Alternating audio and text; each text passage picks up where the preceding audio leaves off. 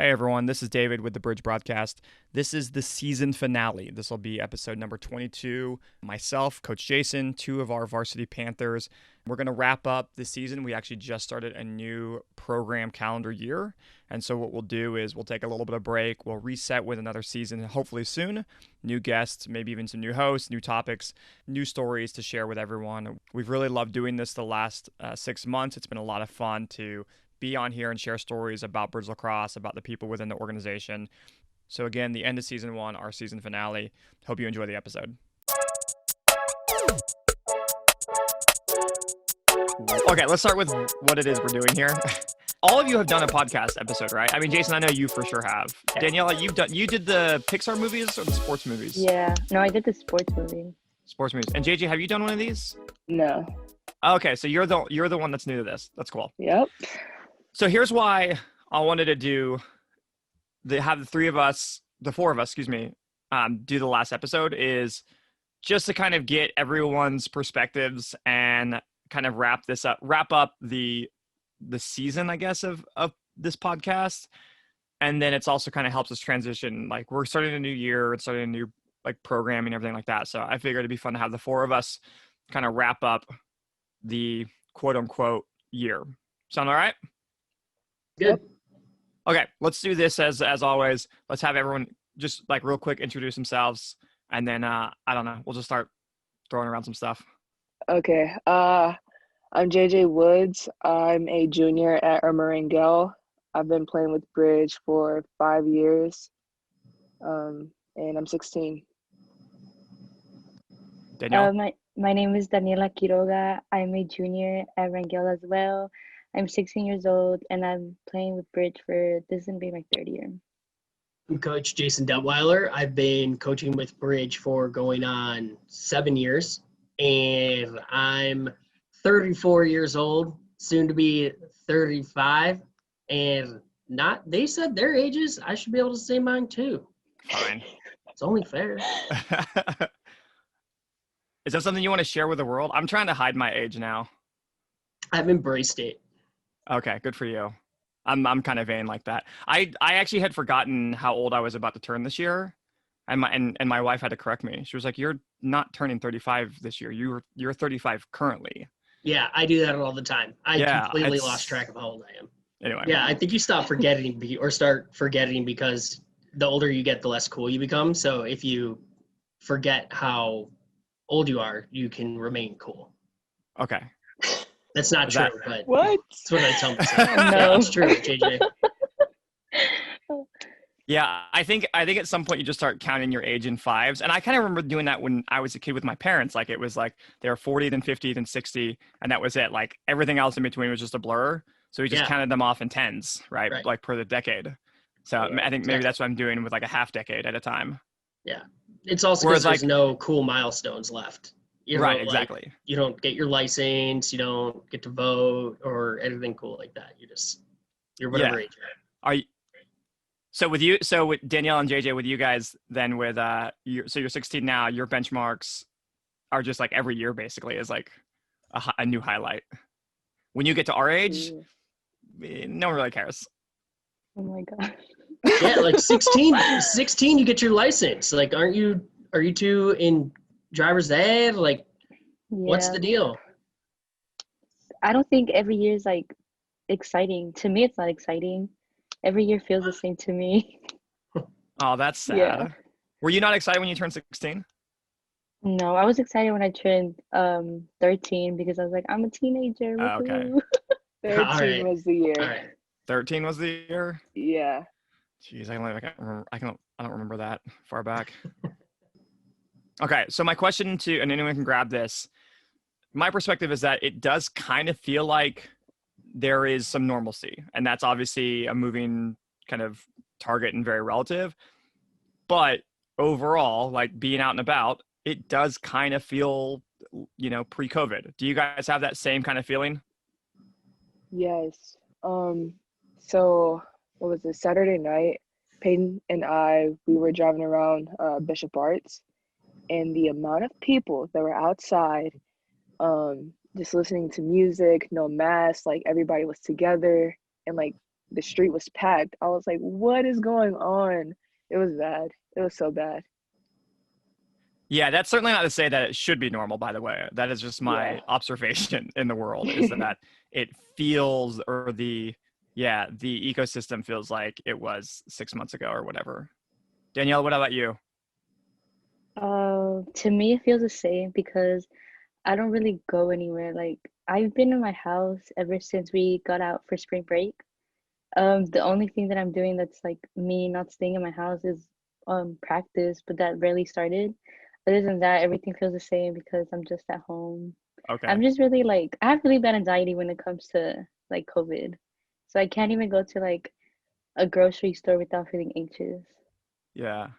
Well, and I don't think that's, well, I mean, anxiety is certainly one issue. I don't think it's bad to be cautious still. And I think that's kind of where everyone's sort of in different avenues and different lanes. Coach, what about you?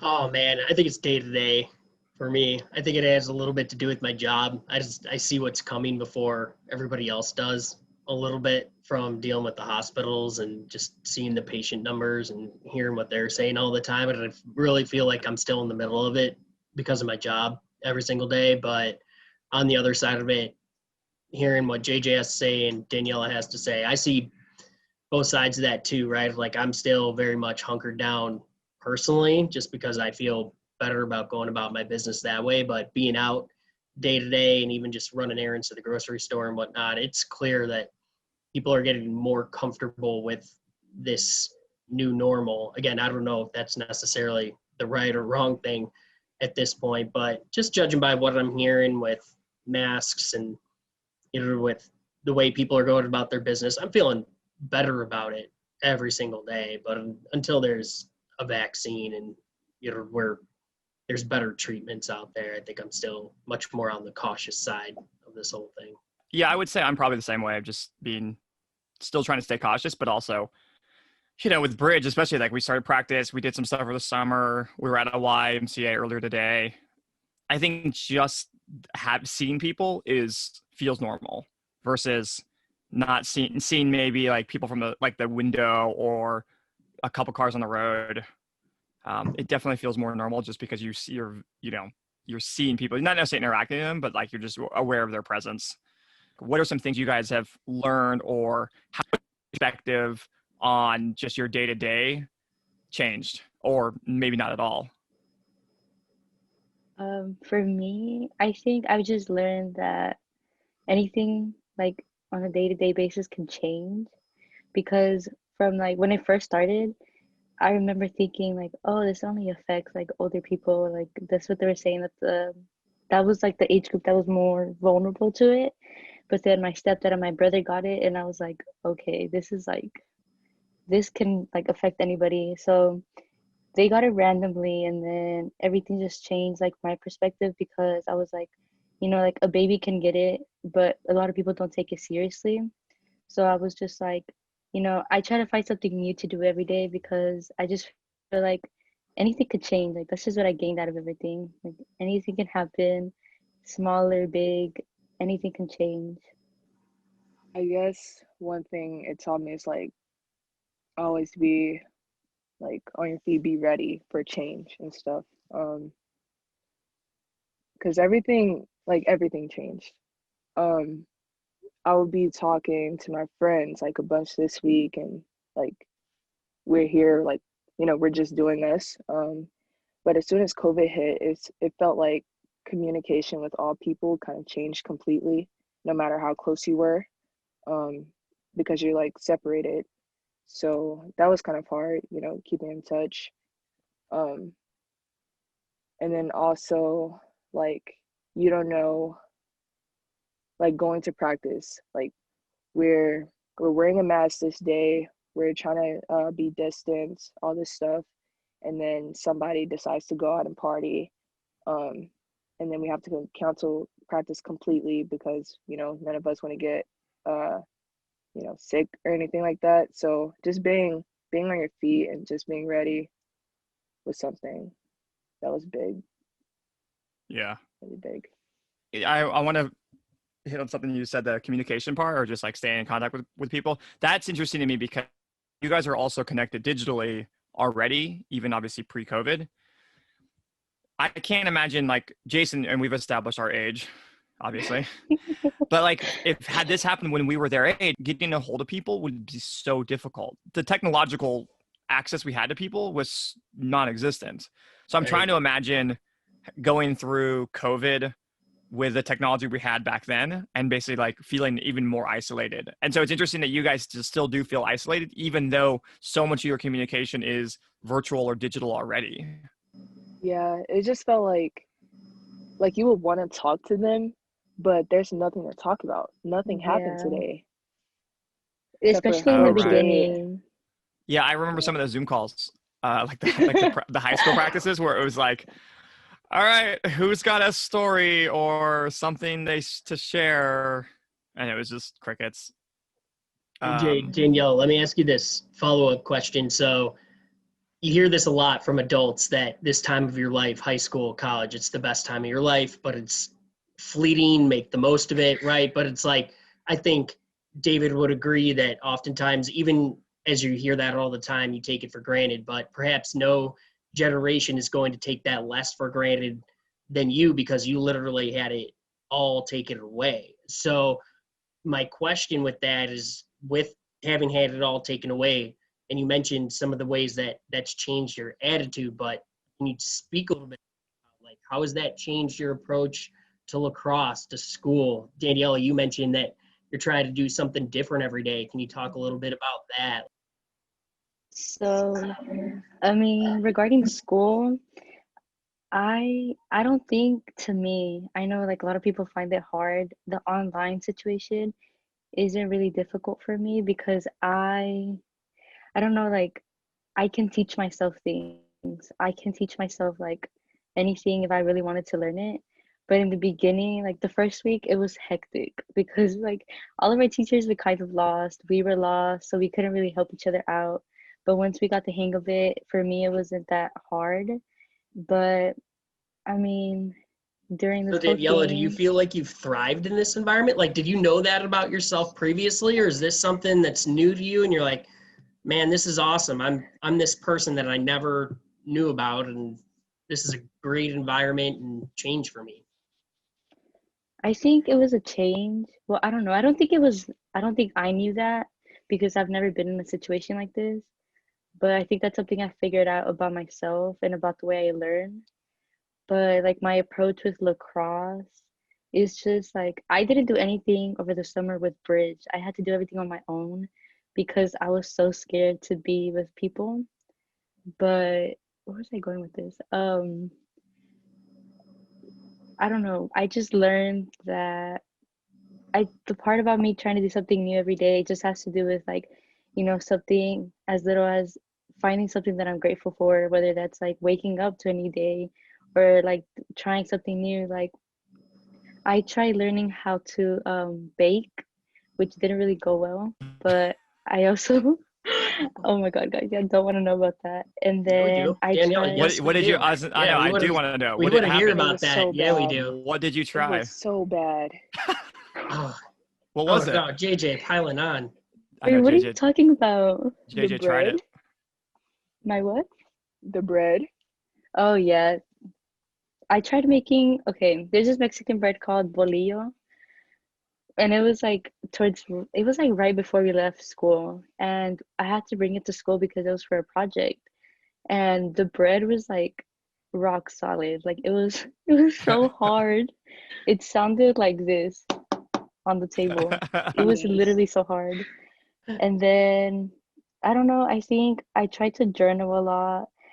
I think the main thing I've done is like I've tried to educate myself as much as I can on like everything that's going on in the world. So yeah, I talked a lot. No, that's I good. didn't really I didn't really answer the question. Oh, you did, Danielle. So, quick follow-up question on the lacrosse part. You say typically all the work you're doing is when you're with Bridge or at practice or something like that, but you had to do it all on your own this summer. So, again, my question to you is, what changed? What's different? What did you learn about your game? What did you teach yourself over the summer? I think this is gonna be really like basic, but I think I learned that wall ball does like change your game Shocking. because I mean, Coach David always told me like you need to do wall ball, do wall ball. Like everybody told me, every coach I've had has told me to do wall ball, but I was always like no because it's such a basic skill that like I have it down. I do it so often, like I don't need to learn how to catch and throw. And then over the summer or when quarantine started, I was just like, whenever I was bored, I would just go hit the wall or I would just, do ground balls and like the little stuff. So I think I've learned that I need to listen to my coaches about the basic things That makes me because so I happy. used to I used to focus on like learning how to do like all these tricks and like I would always tell Jamari like you can do these tricks but I can't do them like this and that, but I never really focused on the little things. So I think I learned to focus on the little things and not the like how to explain this. The big things don't always matter. Like they don't always outweigh the small things. It's the most beautiful thing I've ever heard. I think the one thing I want to add on to something, Daniela, on the lacrosse side, I think the one thing that's changed is your level of confidence. And one part of COVID that's allowed us to do is open up kind of the recruiting, giving you guys more access to coaches, working on the game film, and your game film is legit. I mean, you had, 5 minutes of awesome goals. I can't remember how many goals you scored in 6 games. And then we Yeah. put that video together and you're like, oh, I actually did really well. Like you're a really, really great lacrosse player. And then we started texting coaches or, messaging coaches about, hey, we've got a 2022 here who you should take a look at. And because of that, you're now getting actively recruited. Am I right? Yeah. I think that's one thing that's Yeah. changed is from COVID or within COVID is you're much more sure of your skill set. Yeah, I agree. I never thought, I mean, I was telling you when we were doing speed work together, just last year, I don't know, I told Jamari, I was like, I'm not playing in college. Like, once I graduate, that's it. Bye lacrosse. I'm not gonna play. And I think a lot of it had to do with my knee injury. That's why I didn't play fall ball last year because I was like so scared of like going all the way through with the tear. And also, I don't know, I thought I had to have like 5 years of experience under my belt to be able to play at a college level. But here I am. JJ, that's kind of to you too. Is on the recruiting side, you've had a little bit more time to work on your individual skill sets, obviously like at home and wall ball on your own and things like that, and working out and running. Do you mind if I ask how the recruiting process for you is? I know you're pretty active.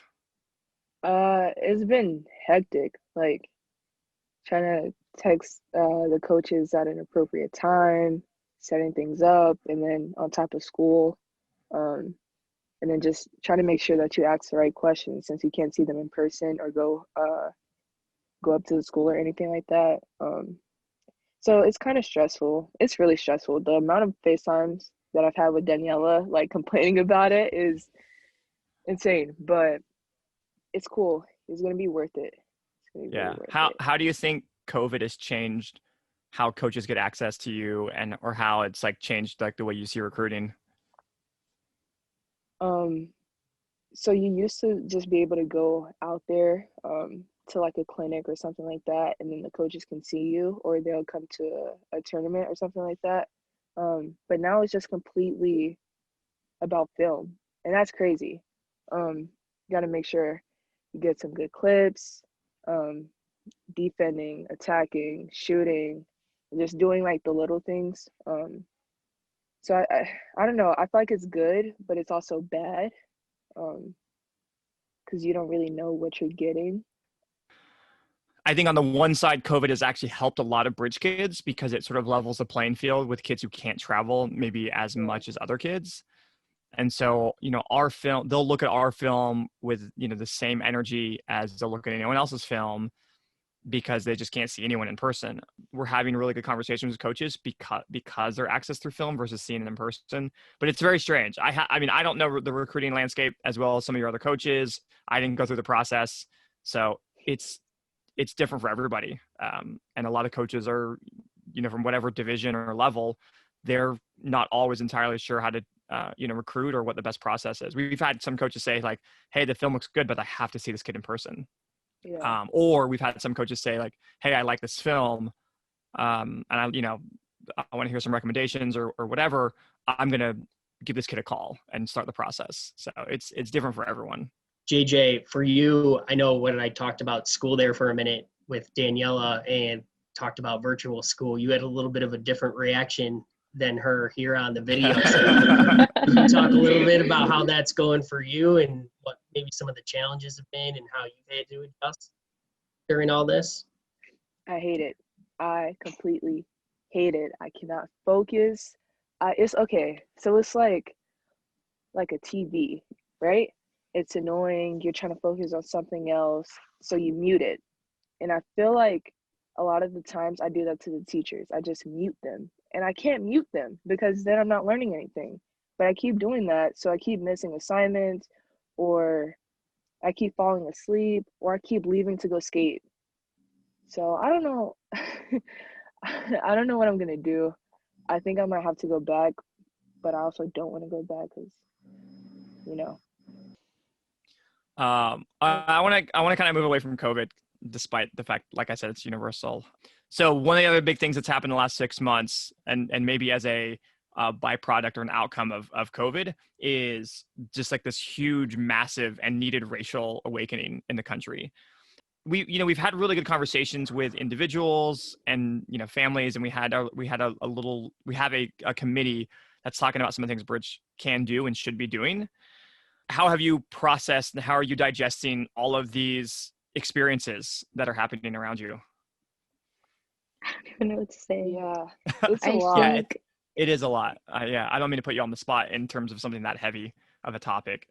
There's a lot of pieces and sort of aspects to inequities in our country and inequities in injustice and a lot of systems that we have in place. So even though a lot of the problems like affect people that look like me, I feel like I wasn't exposed to any of their type of stories until all of this happened. Like I was still kind of sheltered, even though I was still like feeling what they were feeling and going through what they were going through, you know? So that was kind of weird. And then also like hearing different people's perspectives, and then I don't know. It was just a lot of knowledge to take in, and a lot to think about. for me, I think I've just acknowledged a lot of the privilege that I have because I think I'm very privileged and I'm surrounded by a lot of people who are underserved and underprivileged. I go to Rangel, I play for Bridge, and I think, I mean, this is what I want to do with my career. I want to be a public interest lawyer, and I just try my best to learn about everything that I can. I try to read as many books as I can. I always FaceTime Jamaria, you won't believe what happened. Like, this is happening right now. Like, this, Yep. whoever the person is made me mad. And what I've learned is I need to use my voice because I have the privilege to be able to use it. So, I use it with like my stepdad, for example. Sometimes we disagree on a lot of views that we have, and I never like stand down and I'm never like, okay, I agree with you. Like I just learned to fight for people because a lot of people can't fight for themselves, or they're not, privileged enough to fight for themselves. And I don't know, like I've cried so many times because, my best friend, Jamaria, she's Black, and I could never imagine going through what, people of color go through because I feel like I'm white passing because I'm so pale. But, and and like I didn't my mom is from Mexico, but like I didn't grow up with the struggle of having to translate things for her, like, growing up with her not being able to speak English because my mom did learn English. My mom didn't need a translator. But my cousin, her mom, like she couldn't speak English. She doesn't speak English. And my cousin had to grow up like translating for her. So I think because of everything that's happening, I've just learned, Daniela, you're really privileged. You have a lot of things that a lot of people don't have. and you need to start acknowledging that more than you did in the past, because I feel like in the past I didn't acknowledge it. Yeah, I went Yeah. on a tangent, but No, you're fine.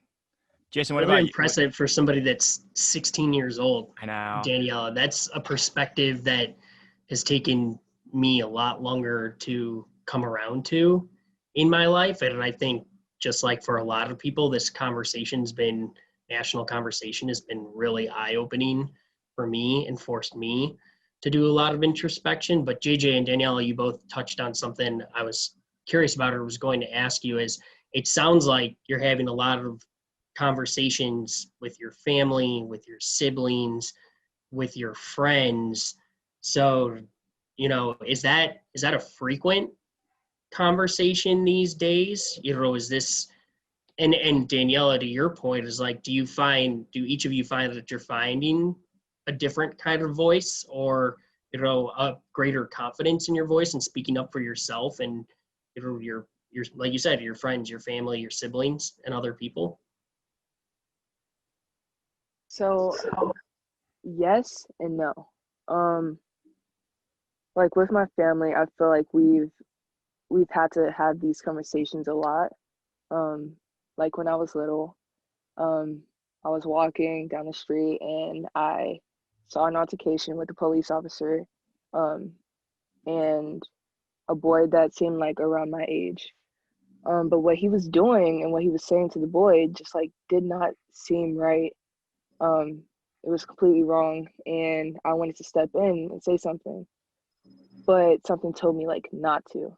So then I went home later on that day and I told my dad about it, and then we had to have a conversation like about police, like you don't do this, you don't do that.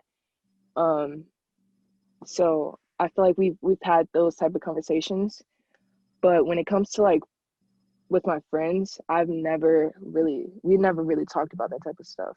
Um, so we have now, um, and that's really great.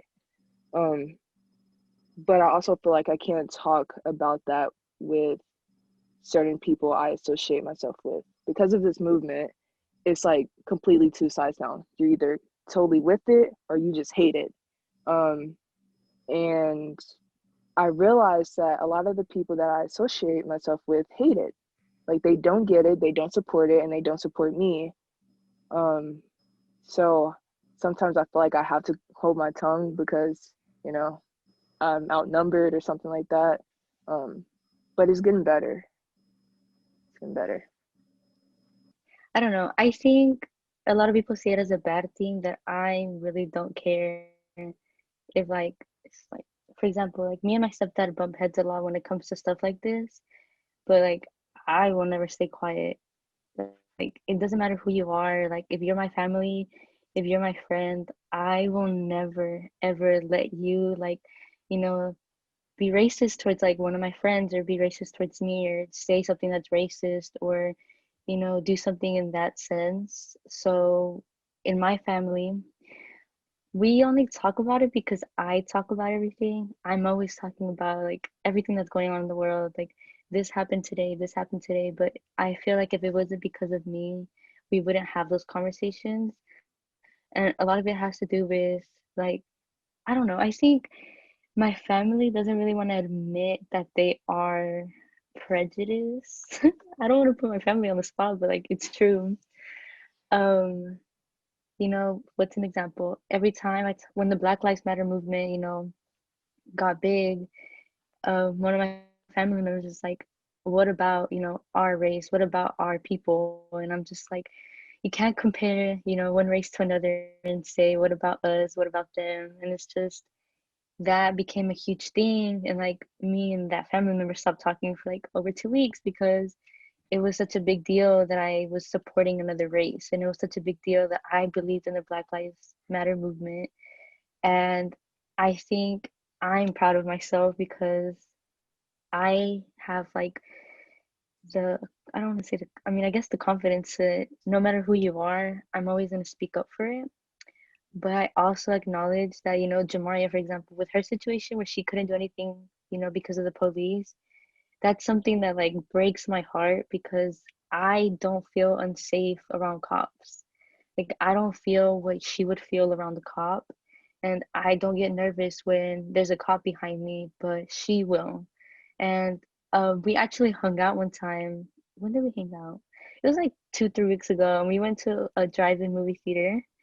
And it's like in the middle of nowhere. And it was me, my cousin, Jamaria. And my cousin is like, we're going into this like middle of nowhere movie theater with a whole bunch of white people. It looks like a ghost town.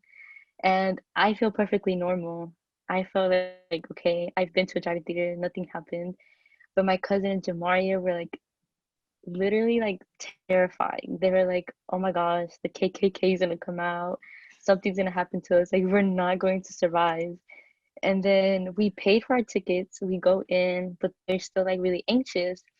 And we're parked into like in front of the screen that we're gonna watch. And this lady is like literally just passing by our car. And my cousin just screams. She's like, oh my God. And then we were all like, what happened? And she's like, I thought that lady was like somebody trying to like get into the car. And when we were there, I was just like, it's crazy how I don't have to experience those things just because I'm a different color, or because, Jamaria's darker, my cousin's darker. So I don't know where I was going with this. But yeah, we have our conversations within my family. Me and my brother talk a lot about it. But as far as like my parents, they're not really into like talking about these things. I went on another tangent. No, you're good. Coach. Thank you What's for up? sharing, Daniela. I think we all appreciate that. It's that sharing of experiences that matters and really drives the point home.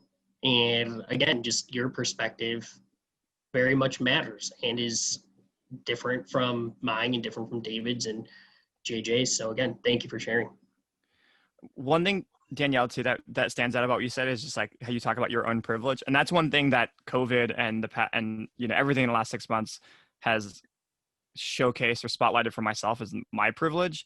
And I'm trying to, and I'm going back to, I made this reference earlier, going back to like, if this was my experience at your age, I can't say I would be nearly as insightful or as proactive or as engaged as you are. I grew up with a lot of privilege, and I don't know if I would have used my privilege for the betterment of anything. The way you're handling it, the way you're digesting all these experiences and trying to solve problems are certainly nothing I would have done.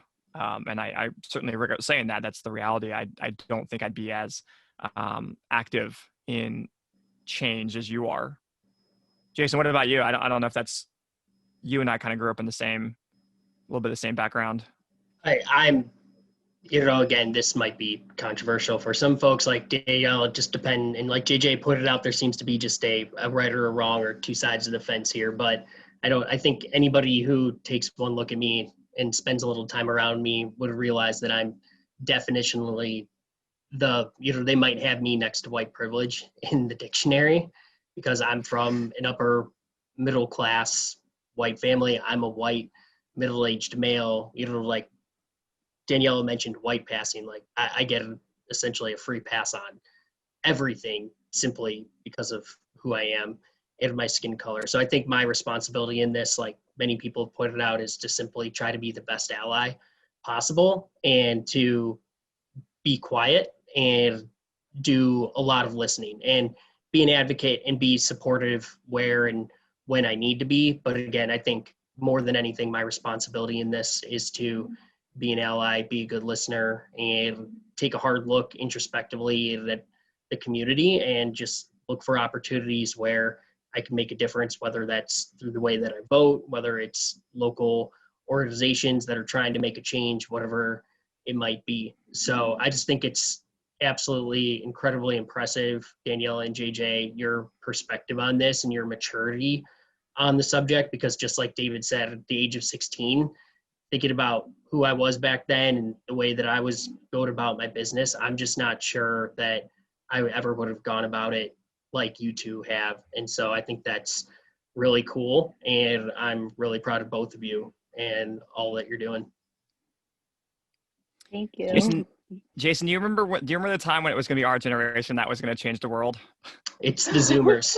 It's 100% that the baton has been passed and Yeah, no doubt. But I wanted to ask you two a question. So I had you both as a coach for a little bit, for a year on JV. And Daniela, when I had you, you would really, I think it was just your second year, if I remember correctly. So you were starting from essentially scratch with the game of lacrosse. And JJ, it was, I think, your first foray into high school lacrosse, and you were dealing with a knee injury. So I just wanted to hear, Daniela, you've clearly come a really long way since then, just with your confidence and your lacrosse game. JJ, you have been playing for a while, but you've managed to overcome that knee injury and now are looking at getting recruited by some big time schools. So both could just take a minute and talk a little bit about your resilience and how far you've come over the past couple of years. I'd love to hear a little bit more about that story.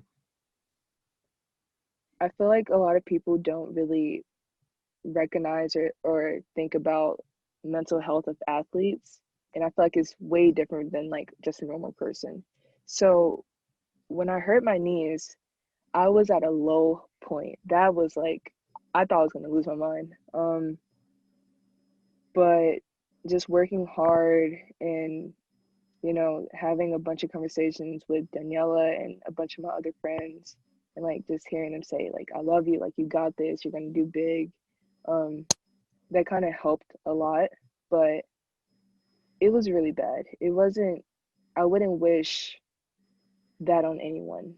That was a very low point. And it wasn't easy getting over it or anything like that, but it's worth it. Look at me now, getting recruited big time. So yeah, it was really hard. It was really hard, but I had some good support, and if I didn't have that, who knows what I'd be doing right now. So JJ, you spent a lot of time on the sidelines with me that season Mm-hmm. because of that knee injury. So talk a little bit about what it was like. And concussion. Yeah. Oh yes, Oh my same God, time. yes. Yeah, that was a rough year. That concussion was rough. With that, you spent a lot of time on the sidelines, but I'll give you some credit here is that you kept yourself involved. So talk a little bit about what it was like being a coach on the sidelines and try to stay hyped for your team. And you were a captain that year, so you couldn't just take off and not come to practice and not be around. You stayed committed and you stayed around. So talk a little bit more about that part. So I think that was a really big part. Just being there every day, supporting my team and all that type of stuff. If I didn't come, I probably would have eventually quit, or just kind of fell off from lacrosse. But coaching it made me a better person, I think. Like being able to see the game, like playing the game and then watching it on the sidelines is like two totally different things. And you see a lot of things that you won't think about while playing. So my understanding of the game got a lot better. And then my communication skills and learning like not to get mad or like learn how to talk to this person or how to teach this person. It got a lot better. And I think I became like a lot closer with my teammates too. I was a designated hype man. Yeah, it was really fun. It was fun. Daniela, what about you? You've been on quite the journey here. Like I said, I had you in your second year, and you had a lot of promise back then, but it was a lot of unrealized potential, right? So that was going to take a lot of work. So you talked a little bit about that, but give us a little bit of the behind the scenes on what got you to where you are now. Okay. So my first year, I I almost didn't go through with lacrosse because the first day that I like attended a practice was like our conditioning day, like for fall, and I almost died that day, but here I am. And I almost didn't go back like the week after because I thought the lacrosse was gonna be like the worst thing on this earth. And I was like, Daniela, you can't do this. Like, you are literally going to die. But then I came back, and then eventually I don't know. I don't know what happened that I just fell in love with the sport. And then that same year, it was Coach Shelby who I think it's because of her that I truly liked the game and I truly got into the sport because she was always like, okay, you need to do this and this and that to get better. This is what you should do. And then she was like, you can always do whatever you put your mind to. And then I actually scored a goal in my first game. And I was like, wow, like, oh my God, like, I did not think that was going to happen.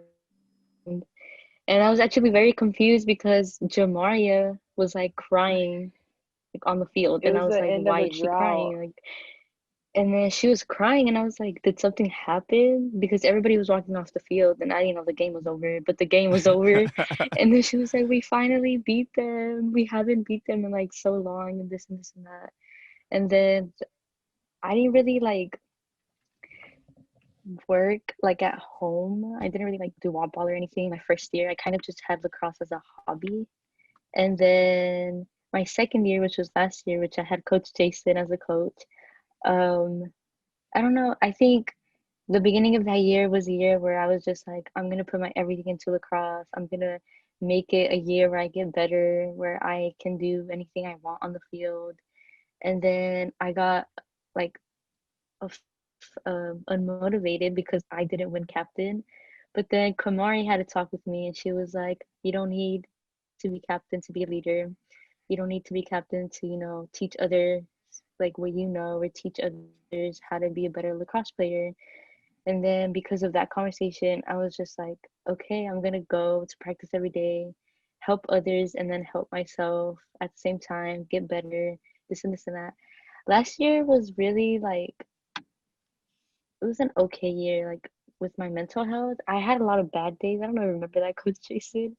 But like, I had a lot of bad days. I would go to the field kind of sad, like all the time. But I think once I got into the rhythm of things and practice was like every, what was it, Tuesdays and Thursdays, it just helped get things off my mind, which is another reason why I think lacrosse has been like a huge thing in my life.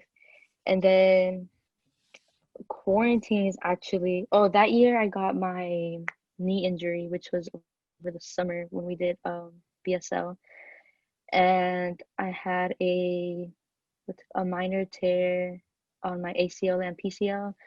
And then when fall came, I was like, I'm not gonna play lacrosse ever again. Like, this is it. This is a sign that I shouldn't be playing.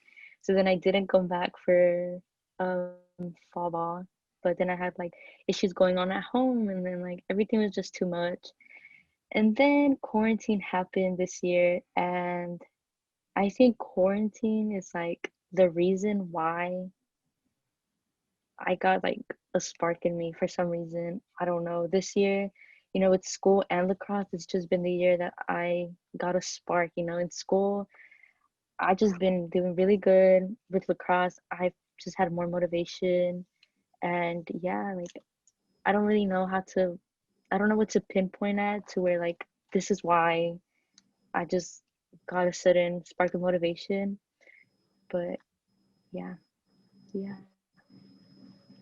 So I'll ask you both a couple of follow-up questions, and I want to touch on a particular subject that you both mentioned was the mental health part of it, right? That's really important, and I think it's similar to a lot of other things, has moved its way into the limelight here a little bit. It's become much more, less taboo, and there's a lot more athletes in general talking about it and all that. So I just wanted to know if you either of you had any advice for anybody else out there that might be dealing with it, because again, both of you two have been really resilient and overcome a lot of these injuries or whatnot over this period of time. And let's be honest, like that JV season that we spent together, we took a lot of L's in the beginning of the year, a lot of really tough L's. I think at one point we got shut out a couple of games in a row. But, by the end of the year, you girls were killing it game after game and really strong. So, again, just wanted to hear your perspectives on the mental health aspect of it and what advice you might have for other people out there that's allowed you two to be so resilient. Well, I guess all I have to say is like just try. I know it's hard and you know that's what a lot of people say, but just trying to do one simple thing, like getting up, Because that was a hard thing for me. I was sleeping a lot. I would just sleep the day away. Or just getting up to eat, just doing simple things for yourself like that. And then the rest will just follow after you complete that first step. And then also don't try to bottle it up. I cannot talk. Bottle it up. Because then eventually like you'll get overwhelmed, or a breaking point will happen and then you just break down and you don't want that. So, talk about it, write it out, do something, but you can't hold it in. So yeah, just do those two things and hopefully you can get better. Something that helped me a lot, which it might not help everybody, but I used to like save 30 minutes before I went to bed where I wouldn't get on my phone, I wouldn't look at a screen basically. And then I would write about my day, no matter if it was a bad day or a good day.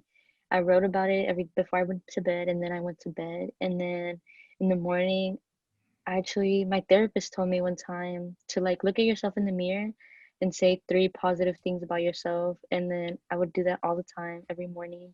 Some mornings I would wake up and be like, there's nothing positive about me, but you have to just try. And anybody listening that has, mental health problems or is dealing with something, I promise you it gets better. I promise you there's a light at the end of the tunnel. I promise you somebody out here loves you.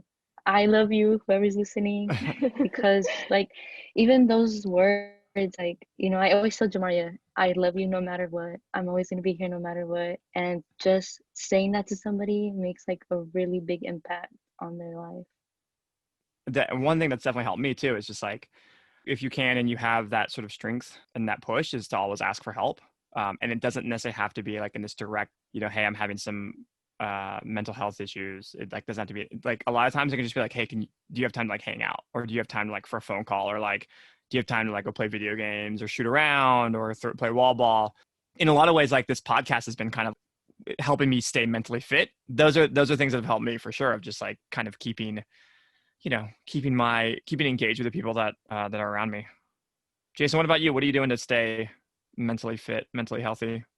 I mean, again, I go back to the first podcast. I don't know that necessarily is a lot changed for me since this whole thing got started. I think the part that's been difficult for me, and JJ and Daniela touched on it, and even you did, and we talk about this because we're used to interacting quite a bit, is I miss those small interactions that perhaps I was quick to discount previously. Like if you think about your typical bridge practice, yeah, I'm interacting with all the kids that I'm coaching on the team, but you just don't realize how many of the parents, the other kids, the other coaches, and people like that you're just having these short, simple conversations with, but they really start to add up over the course of a day and over the course of a week and everything like that. And that's what I've really missed over this period of time. So I think as we talk about things going back to a new normal a little bit, I'll use the example of me and you finally meeting up for coffee after probably 5 months, fairly common occurrence pre-COVID. So I think, again, I'll go back to my job. It's kept me, being in healthcare has kept me really busy throughout this period of time. So I think I've had a distraction, or a very busy distraction here that's perhaps papered over some of what's been missing from my life for this period of time. But, I'm happy to see some of those things start to come back here recently, because again, you just don't realize how much you miss it until you just don't have it in your life anymore. I want to ask one more question because it's getting kind of late, and this podcast could go on very easily forever between the four of us. We've obviously hit on like a lot of heavy stuff, and because this is the season finale, if you will, let's like end on maybe something like that, is a little bit more, has a little bit more like joy to it. So what are you guys looking forward to? And especially JJ and Daniela, as like you're at the halfway mark of your high school careers. What's this next year have for you? What are you looking forward to? Actually, I'm looking forward to debate. Daniela convinced me to join debate team, so Nice. pretty excited about that.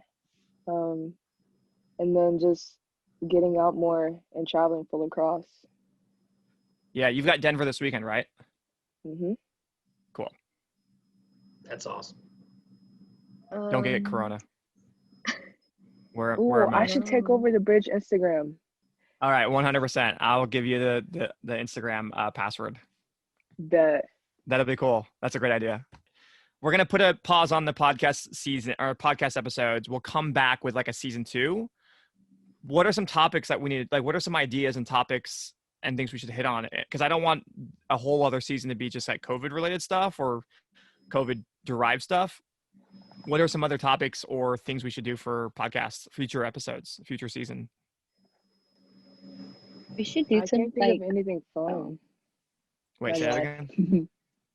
Oh, I can't think of anything fun. Like, I can only really think about serious topics right now. Okay, that's fair. I So, mean, they don't have to be just fun topics. I mean, they can be everything. We've talked a lot. I mean, we've talked a lot of, even this season, we've talked about some pretty heavy stuff and then some, we had Coach Byron and Coach Eric argue with Kevon and Kylan over who was better, MJ or LeBron, for like 5 hours. I assure you that was not a heavy topic. Jason, what are some other things we should hit on in season 2?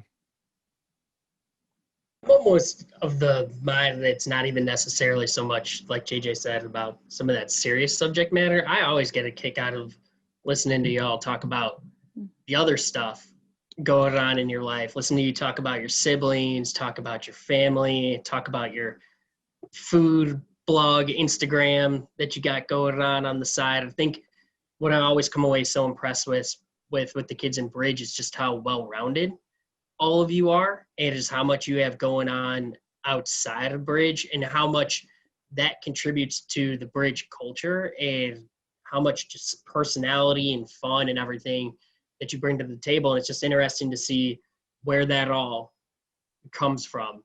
And I again, just can't get enough of that and get a kick out of hearing about everything else that you got going on. I think it's super cool to hear about you two hanging out outside of lacrosse and what you two are doing when you're hanging out and all that stuff. So more of that.